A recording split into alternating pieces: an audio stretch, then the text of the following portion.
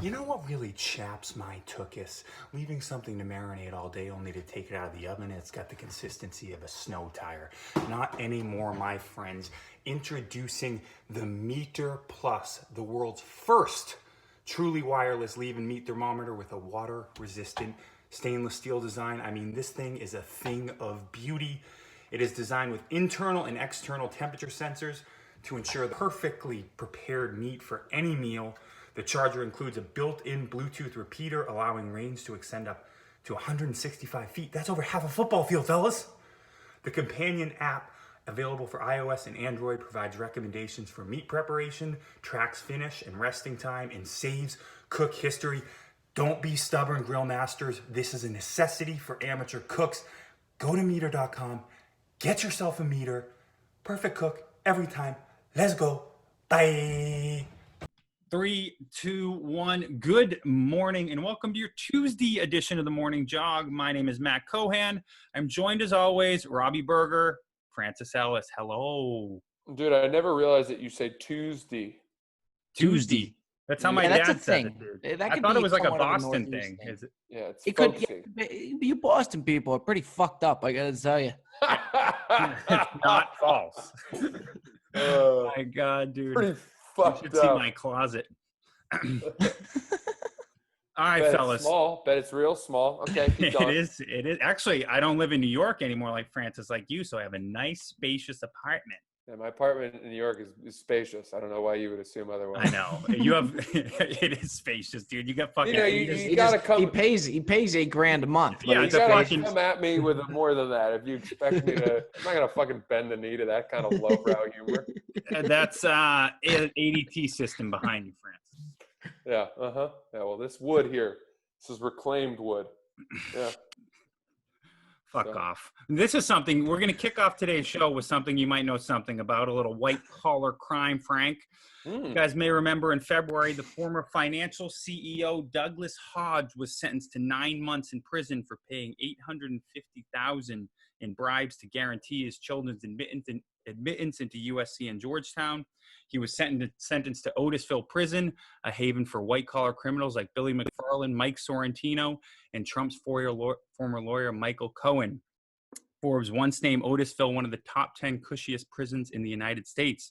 The Herald reports that Hodge is now playing the compassionate release card and asking that he serve the rest of his sentence at home, as being locked up during the pandemic is, quote, torture under the United Nations guidelines. Hodge's lawyers claim that he was placed in solitary confinement for 29 days to minimize risk of COVID and sat in his cell for about all but 15 minutes every day. Federal prosecutors responded saying inmates are permitted to get free clothing, free water jugs, and ice, and have access to books, TV, papers, mail, and the commissary. Hodge's hyperbolic claim that his initial quarantine period was 29 days of sensory isolation amounted to torture under the United States standard is false. Francis, we'll start with you, bud. Look, I remember that last scene of The Wolf of Wall Street where Jordan Belfort talks about the prison that he went to, and they had tennis courts, and it was cushy, and it was like a summer camp, and that's all well and good. I'm actually going to take a slightly different line on this one. Yes, it's not bad to be in one of these prisons. I'm sure that the prison that, this guy was in is cushy by the comparison of like this to Rikers, right? Having said that, you're still in prison. You're sleeping in a bunk bed, presumably. You're not able to sleep in your own bed with your wife and be with your kids. And I get that what he did is unfair and a manipulation of the system. And I think it's all great. I think it's hysterical that the lady from Full House had to go to jail, right? But I'm not going to pretend like the prison that they're going to is comfortable and that it's like good. I get why this guy doesn't want to be there. And I don't feel bad for him, but I'm also not laughing at him being like, fuck you. You have no idea what a real prison is like. Your life is good. You get lucky prison, bullshit. That's how I feel. He'd be an idiot not to play this card. This is this is a good hand he's got. Robbie? Yeah, I totally agree. I mean, it's the right card to play for sure, and it showed that people actually do get out from it. So, look, I don't blame the guy for playing that card. I would probably do the same thing as well. My only thing that I'm curious about is, as far as what it is, it's a more cushy prison. I would just love to know the things that they get that other prisons don't, or is it just the fact that the people that are inside are not as dangerous? I can answer that for you, Robbie. I think I read that. Well, this is a little portion of it. Bernie Madoff was like pleading for the judge to let him go to Otisville because they have like kosher meals and they have access to a rabbi all the time, like kind of shit like that. I mean, I don't know for prison standards how far that goes, but just a little. Yeah, but you can't blame the guy for playing this card. I mean, you really can't. But look, if you get your own rabbi with it, that is a nice little perk. Yeah, I guess what we learned there is that Otisville is the Jewish prison. That's all it is. All right, guys. Speaking of someone who's looking to get off, Donovan Mitchell appears to have accidentally gone live on Instagram while either watching porn or having sex with an audibly consenting female in his hotel room. The video is only a two seconds, but I mean, it sounds to me like it wasn't digital and there's someone in the hotel room with this guy, and which would be a big no-no. Robbie, do you agree with that? I mean, it gives you so much to question because it's only 2 to 3 seconds, the entire video. I can honestly say I've listened to it about 15 times. I don't know why, but it's very intriguing. And I think the reason it's such a story is the mystery to it is definitely very good. I think he was having sex. I think what happened is, my theory is, he went to go record it.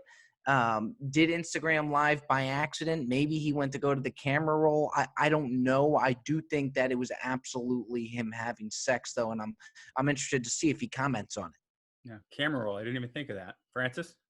I'm not sure if I don't know. I don't know if I agree with that, Robbie, because it looked like people were commenting right away. And I don't know how, maybe, I don't know how long the stream had been going before the sex noises happened. But it was weird that it was like a black screen. Having said that, the woman I remember I listened to it too. I think all she says is like, "Oh God." And that could be kind of anything, that's not, to me, it's not like, "Give me your fat cock." It's like she could have just smelled, the bathroom and have it smell bad. Either way, yeah, the big question is like, is she in the room? Which would be a big deal for two reasons. One, it's obviously violates the bubble. But two, Donovan Mitchell was the face of NBA players who got infected when they didn't need to, because Rudy Gobert was so cavalier when he touched the mics, and then he got Donovan Mitchell infected or whatever, and then everyone made a huge deal about how Donovan Mitchell wasn't talking to Rudy Gobert, and it was like the breakdown of the Jazz. And if that's the case, then it would be very hypocritical for Donovan Mitchell, I think, to be inviting a woman into the bubble. Does that make sense? Yes. Yeah. But so Donovan Mitchell already had the virus. He did. So he could not give the virus to this woman or receive the virus again. We don't know that. We don't know that. Yeah, that's not confirmed. Okay. We don't know that yet. We do know that the NBA is doing well because they are in a bubble. And do you think Dr. Fauci would be willing to do the morning jog? We can get him on to discuss. I'm going to shoot him a message right now, dude. Yeah. Hey, Doc. Francis, but did you thought that noise could have been anything? It wasn't enough. It wasn't enough for me to say like sex. She was like, that's what's intriguing. Yeah, but it was. I think that's the first thing you would think, though. I gotta watch it again. Dude, it's a sex noise. It would be 9 out of 10 jurors would agree that. If I'm a betting man, I'm betting sex. Is there the K chance said it wasn't? Absolutely. All right, here we go. I couldn't even hear it. I heard it. And it's like Oh, pitch black in God. that room. Yeah, maybe. All right, well then it may be porn. You know, I don't know. I'm gonna give him the benefit of the doubt. I'm gonna give him the benefit of the Gay doubt. porn, yeah. It's Yeah. definitely something. Yeah. One of the two. Mhm. All right, boys.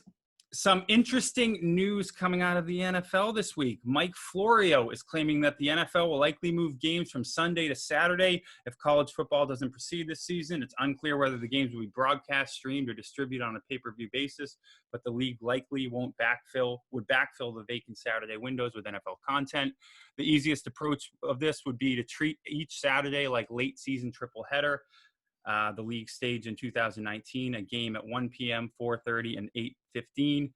That would trim the Sunday slate by 3 games each week. How does a Saturday slate of football tickle you, Roberto?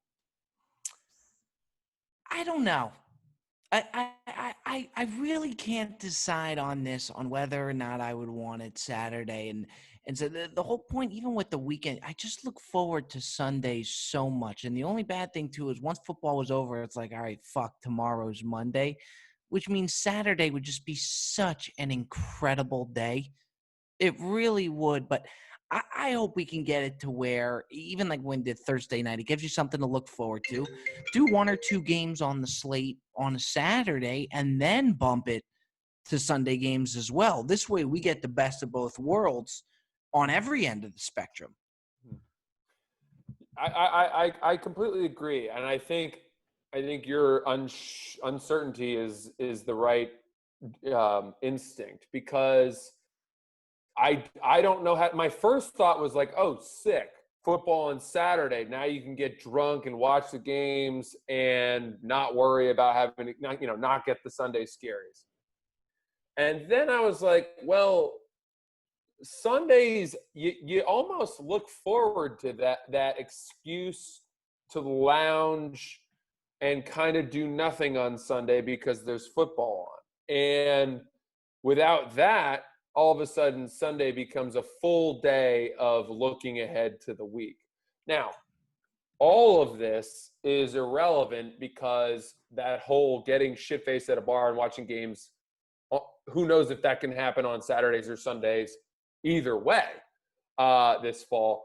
But I think that Robbie's point, which is have some games on Saturdays, have some games on Sundays, would be the best option. Just like when they do that in the playoffs, in the early rounds of the playoffs, they'll do like one game or a couple games Saturday, a couple games Sunday. I love that when that happens. Yeah.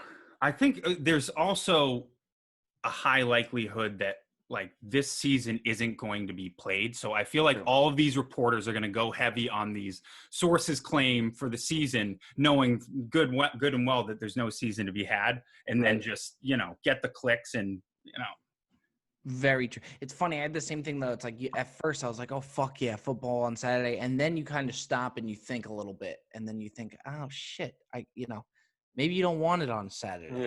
Yeah. I don't know. But then again, it's like if there's nothing else happening on Saturdays, I wouldn't mind watching some football. True. Valid. Yeah. All right, boys. Thank you for participating today. That was your Tuesday edition of the Morning Jog. We are back here same time, same place tomorrow. Thank you. Peace. Take care, fellas.